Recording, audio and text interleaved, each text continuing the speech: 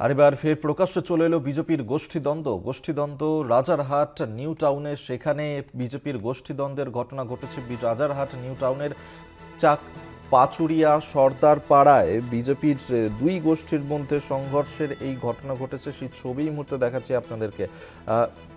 শাকিল মুস্তাক আমাদের সঙ্গে টেলিফোনে রয়েছেন প্রতিনিধি, বিস্তারিত কথা বলবো। শাকিল, কোন ঘটনাকে কেন্দ্র করে বিজেপির এই গোষ্ঠী কোন্দল প্রকাশ্যে এলো?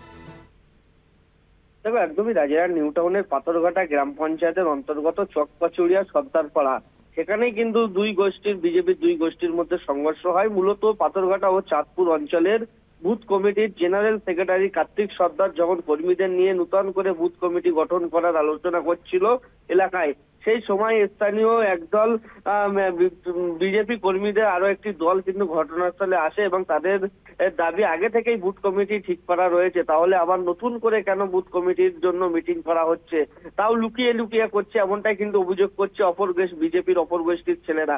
আর এরপরে কথা কাটাকাটি হতেই কিন্তু দুই পক্ষের মধ্যে হাতাহাতি এবং সংঘর্ষে জড়িয়ে পড়ে, চেয়ার ছোড়াছুড়ির মধ্যে করে একে অপরকে কিন্তু মারতে দেখা যায়।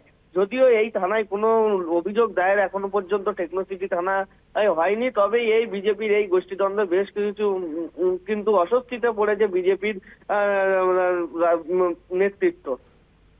ধন্যবাদ শাকিল। শাকিল মুস্তাক আমাদের সঙ্গে টেলিফোনে ছিলেন প্রতিনিধি।